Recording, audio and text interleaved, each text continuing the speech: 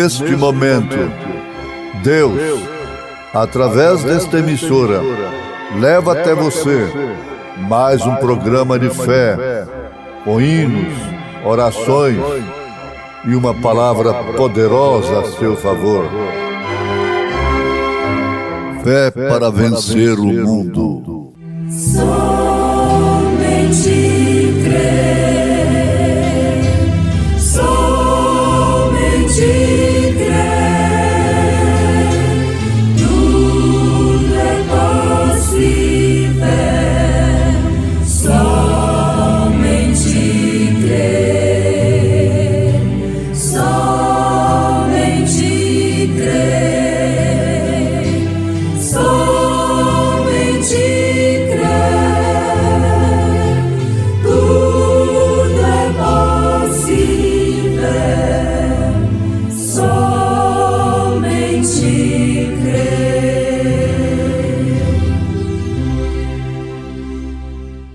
E a sua cabeça e cabelos eram brancos como a lã branca, como a neve, e os seus olhos como chama de fogo, e os seus pés semelhantes a latão reluzente, como se tivessem sido refinados numa fornalha, e a sua voz como a voz de muitas águas.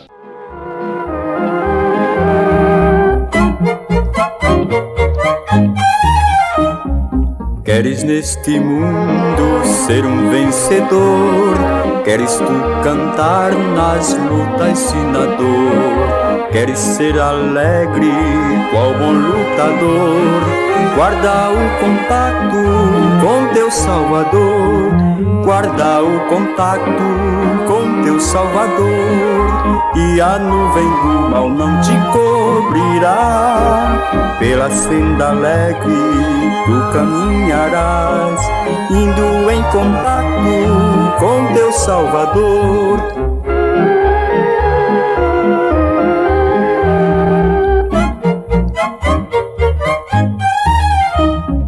Neste mundo vivem muitos a penar, cujos corações transbordam de pesar. Dá-lhes a mensagem de amor sem par. Com Deus o contato tu deves guardar. Guarda o contato com teu Salvador, e a nuvem do mal não te cobrirá. Pela senda alegre tu caminharás, indo em contato com teu Salvador.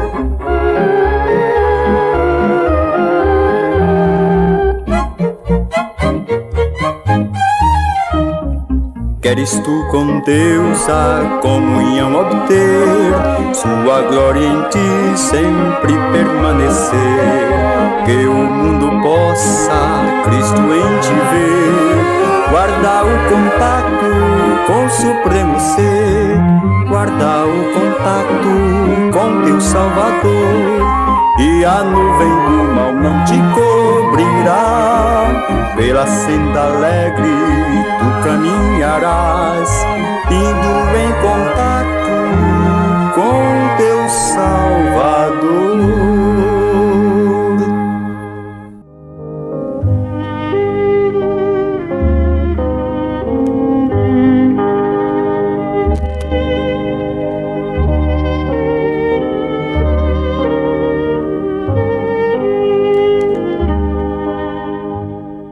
Muito bem. As escrituras citadas nesse instante estão registradas em Apocalipse, capítulo 1, verso 14 e verso 15. Se o precioso ouvinte quiser, pode ler todo o capítulo em Apocalipse, o último livro da Bíblia. Revelação, capítulo 1, e você vai encontrar, logo a partir do verso 12 em diante, verso 14, Jesus Cristo em sua sétupla glória. Isto nós encontramos aqui em Apocalipse, verso 12. do seu primeiro capítulo. Muito bem, nós vamos destacar nesse instante, segundo a mensagem do profeta de Deus, esta frase do verso 15.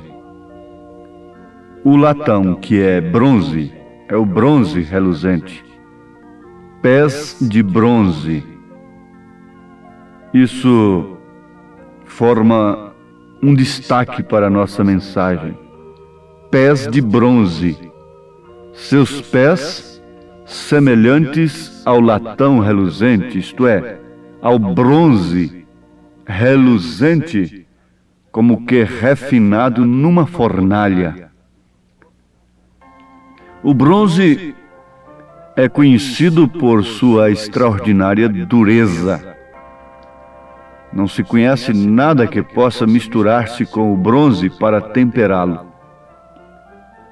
Porém, este bronze que descreve os pés de Jesus Cristo, aqui nas Escrituras, é ainda mais sobressalente, porque tem resistido à prova do forno ardente, da fornalha ardente da aflição.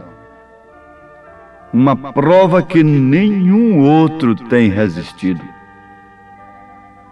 E isso é exatamente correto, porque bronze significa juízo divino. O bronze significa juízo divino. Um juízo que Deus determinou e trouxe a seu cumprimento. Nós encontramos em São João, capítulo 3, verso 14 ao 19, o que está escrito: E como Moisés levantou a serpente no deserto, assim importa que o Filho do Homem seja levantado, para que todo aquele que nele crê não pereça, mas tenha a vida eterna. Porque Deus amou o mundo de tal maneira que deu seu Filho unigênito, para que todo aquele que nele crê não pereça, mas tenha a vida eterna. Porque Deus enviou seu Filho ao mundo, não para que condenasse o mundo, mas para que o mundo fosse salvo por ele. Quem crê nele não é condenado, mas quem não crê já está condenado, porquanto não crê no nome do unigênito Filho de Deus.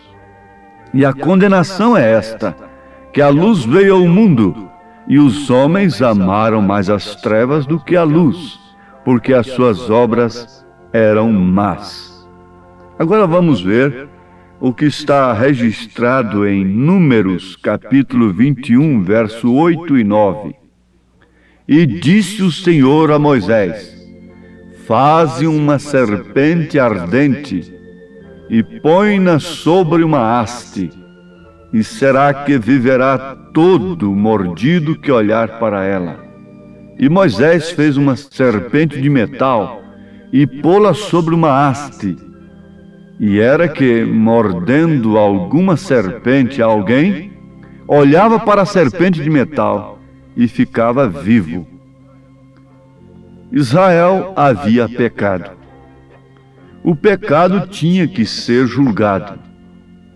E esse metal, esse bronze, está falando justamente de juízo. Assim sendo, Deus mandou a Moisés que pusesse uma serpente ardente na bandeira, para que qualquer um que olhasse a serpente fosse salvo da pena de seu pecado. Ela respondia o juízo naquela hora, pelo pecado, porque todo pecado atrai juízo sobre o pecador. A serpente ardente na haste simboliza o pecado desde o jardim do Éden, onde a serpente enganou a Eva, fazendo-a cometer pecado. O bronze fala de juízo, como é evidente no altar ardente, onde a pena do pecado foi encontrada no sacrifício sobre o altar. Você vai encontrar então que o altar tinha que ser de bronze, onde era oferecido aquilo que satisfazia a exigência de Deus em relação àquele pecado cometido. Quando Deus julgou Israel por seus pecados nos dias de Elias, ele deteve a chuva e os céus chegaram a ser como bronze. Isso está falando de juízo. O que trouxe aquele juízo foi o pecado. Sim. Agora, nesta ilustração, vemos que a serpente na haste representava que o pecado já havia sido julgado, porque havia sido feita de bronze, mostrando que o juízo divino já havia caído sobre o pecado. Então, qualquer um que olhava a serpente na haste, aceitando o significado dela, era curado, porque isto era a obra ou a salvação do Senhor para aquele presente momento. A serpente na haste é um tipo do que Jesus veio efetuar na terra. Ninguém discute isto. Como Moisés levantou a serpente no deserto, assim importa que o Filho do Homem seja levantado. Ele foi feito carne para que pudesse tomar sobre si os juízos de Deus pelo pecado. E ele se fez pecado por nós. Ele tomou sobre si os nossos pecados. O fundamento do altar do sacrifício, lá no tabernáculo, era de bronze maciço, tipificando ao cordeiro imolado desde antes da fundação do mundo. O juízo já havia caído sobre ele, quando ainda não havia pecadores. O cordeiro foi sacrificado desde antes da fundação do mundo. A salvação depende inteiramente do Senhor. Ele pisou sozinho o lagar da ira de Deus. Não havia nenhum outro com ele. Ele pisou sozinho o lagar da ira de Deus. Seus vestidos foram tingidos de vermelho com seu próprio sangue. Sua porção foi o forno ardente do justo juízo da ira de Deus. Por causa de quem? Por causa de mim, por causa de você. Ele sofreu. O justo pelos injustos. A palavra diz: Tu és digno, Cordeiro de Deus, porque Tu nos tens redimido por Teu próprio sangue. Mas Ele foi ferido pelas nossas transgressões e moído pelas nossas iniquidades. O castigo que nos traz a paz estava sobre Ele, e pelas suas pisaduras fomos sarados. O Senhor fez recair sobre Ele o pecado de todos nós. Ele sofreu como nenhum homem jamais tem sofrido. Mesmo antes da cruz, Ele havia derramado em seu suor gotas de sangue, na intensa agonia da dura prova que vinha sobre Ele. O sangue se separou em suas veias. Está escrito em Lucas 22, 44. E posto em agonia, orava mais intensamente, e o seu suor tornou-se em grandes gotas de sangue que corriam até o chão. A agonia foi tamanha que nem suas veias puderam deter o sangue, reter o sangue. Por causa de quê? Por causa de quem? Por causa de você, por causa de mim, por causa de nós. E o que nos justifica então agora, depois de tamanha luta, tamanha agonia, depois de uma intensa agonia, depois de sofrer tanto por nós, tomando o pecado sobre si, justifica que nós, chamando-nos a nós mesmos de cristãos, vivamos pecando? Não, absolutamente não. Terá que vir juízo. Virá o juízo, não resta dúvida. Porém, algum dia aqueles pés de bronze pousarão sobre a terra e com perfeição e retidão julgará toda a humanidade. E não haverá maneira de escapar desse juízo.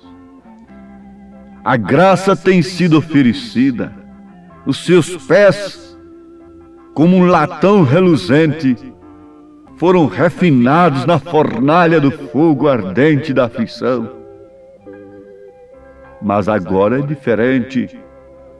Se rejeitarmos, se crermos em substituições, em outras coisas, no lugar do verdadeiro Evangelho, que foi forjado no fogo ardente da aflição, não restará nenhuma via de escape para nós.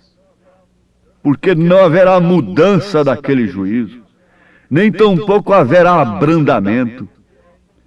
Aquele que é injusto será injusto ainda. Aquele que é sujo será sujo ainda. Você pode olhar ao redor do mundo hoje, e não vamos longe do mundo chamado cristão. Aquele que é injusto, fazendo injustiça ainda. Aquele que é sujo, sujando-se ainda. Isto é pisar no sangue de Jesus Cristo. Isto é levá-lo novamente ao vitupério.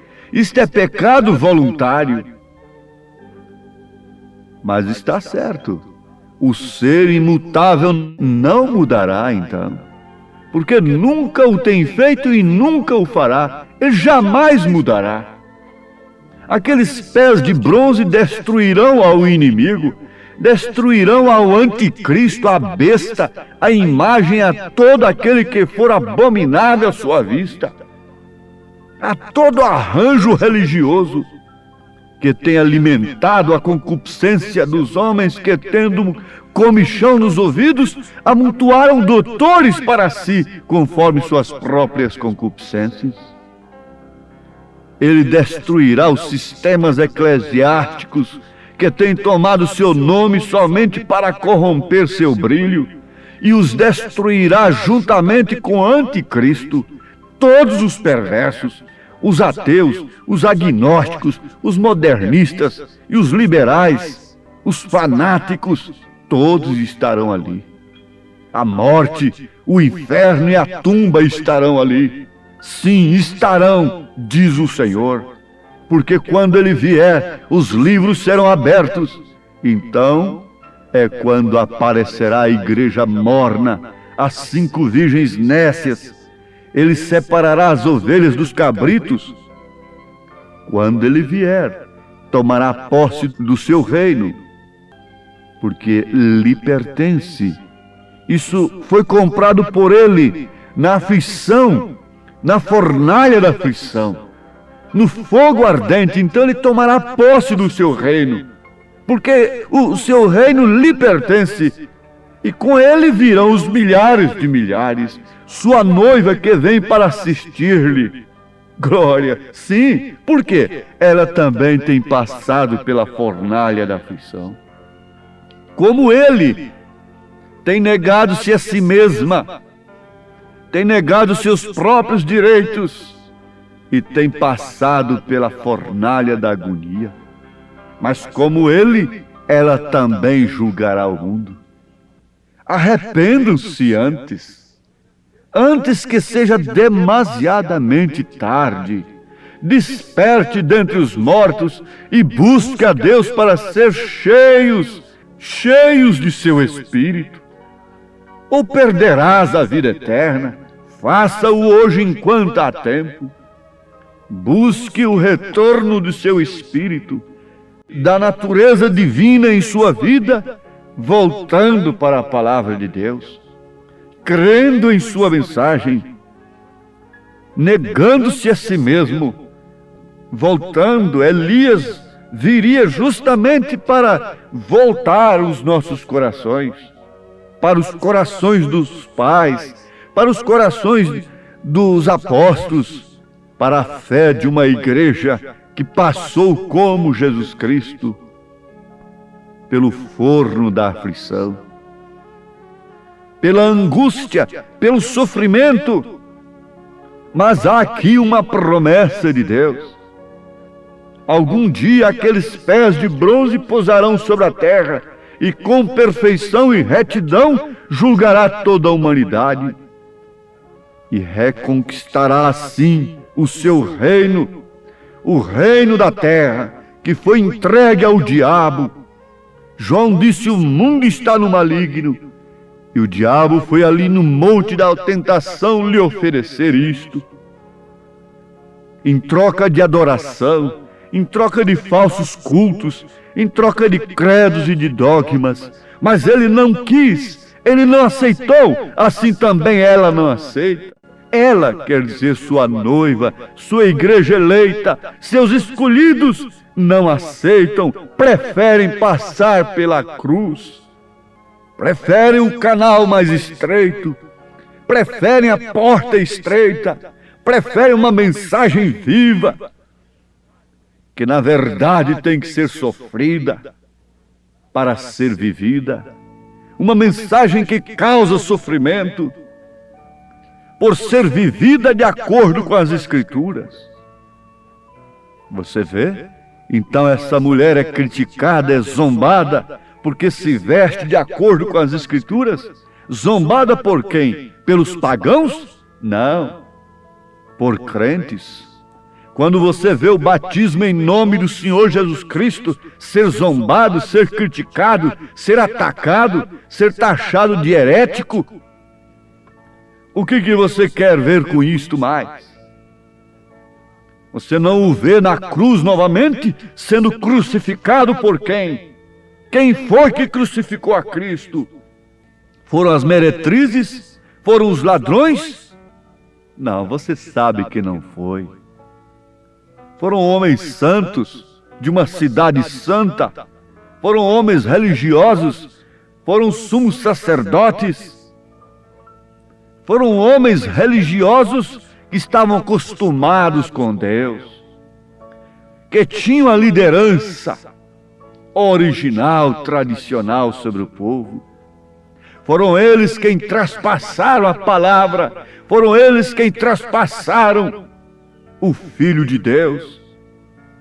E agora, quando você vê o batismo em nome do Senhor Jesus Cristo sendo vituperado, e um homem ou uma mulher que quer portar-se e viver como as Escrituras, o que ele enfrenta? Escárnio da mesma forma. Crucificaram a Cristo novamente. Pisaram no sangue. Hebreus 6 tem se cumprido. Mas onde está você, meu ouvinte? Sim, você está em Cristo. Você está entre os milhares. Você está entre os 7.000 que não se dobraram diante de Baal? Oh, que Deus te abençoe, que Deus te esforce, que Deus te ajude a passar pela fornalha ardente de responder no seu posto do dever, como esposa, como mãe, como moça, como moço, como homem, no sentido da palavra, como um homem cristão. Deus te encha do Espírito Santo, e isto redundará em saúde, em força e vitória, em caráter cristão. Em nome de Jesus Cristo, o Senhor te abençoe. Amém.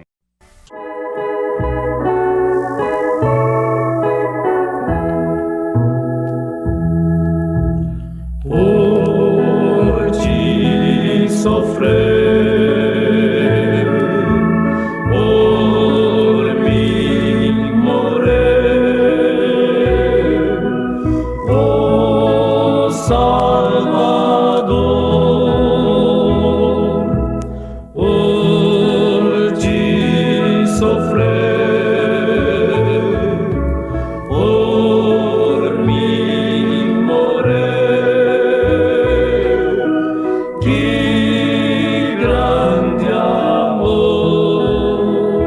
Sua mão me livrou do pecado, da miséria tirou-me também. Sua mão transformou meu estado e conduz-me à pátria de além.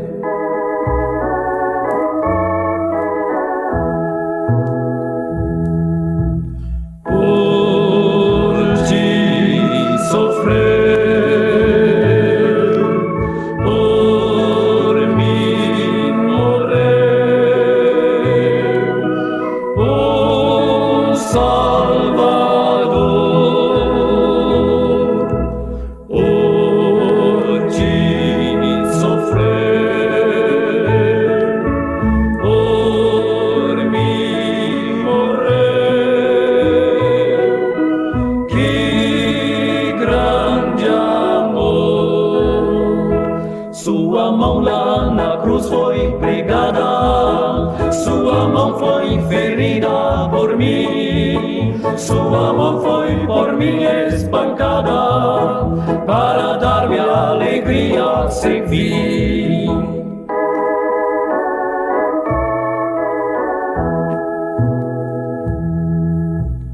Por ti sofrer, por mim morrer, oh Salvador, por ti sofrer,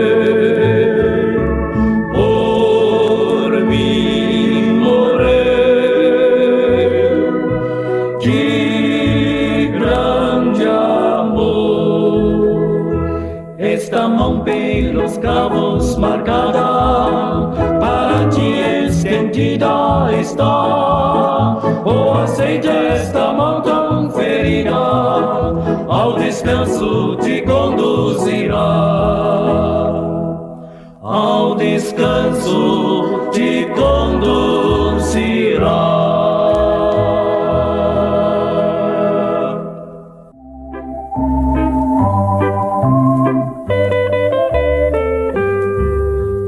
Gozo tenho em minha alma, pois Jesus agora é meu.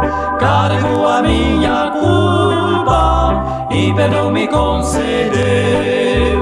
Glória, glória, glória a Deus por seu amor. Glória, glória a Cristo nosso Salvador. Gozo tenho no meu coração. Glória a Cristo, que nos deu a salvação. Gozo tenho em minha alma, de meu Deus herdeiro sou. Tenho paz e doce calma, pois Jesus me resgatou. Glória, glória a Deus por seu amor. Glória, glória ao Salvador. Gozo tenho no meu coração. Glória a Cristo, que nos deu a salvação. Oh amigo, vem a Cristo e feliz também serás. Dá-lhe hoje tua vida, paz e paz receberás. Glória, glória a Deus por seu amor. Glória, glória ao Salvador. Gozo tenho no meu coração. Glória a Cristo, que nos deu a salvação.